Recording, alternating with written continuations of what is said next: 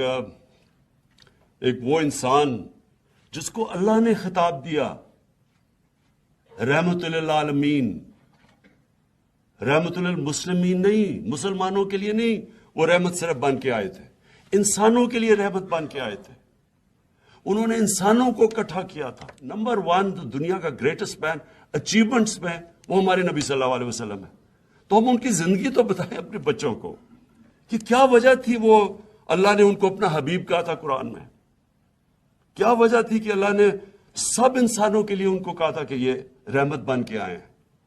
تو اسٹڈی تو کریں اس کو، اور وہ جب ہم کریں گے تو یہ جو نفرتیں پھیلاتے ہیں ہم اپنے، تقسیم کرتے ہیں لوگوں کو، وہ فلانا کافر ہے، وہ اس کے اوپر فتوے لگا دیتے ہیں۔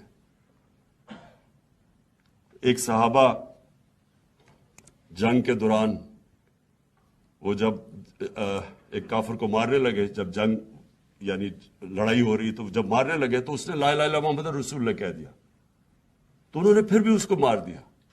3 دن نبی صلی اللہ علیہ وسلم نے اسے بات نہیں کی، کہا کہ اس کے تم نے دل چیر کے دیکھا تھا کہ وہ سچ بول رہی ہے نہیں؟ یعنی یہ تو انسان کو انہوں نے دیا ہی نہیں ہے کہ ہم فیصلہ کر دیں جی فلانا کافر ہے، فلانا کافر ہے۔ اور اس لیے ہماری تعلیم بہت ضروری ہے۔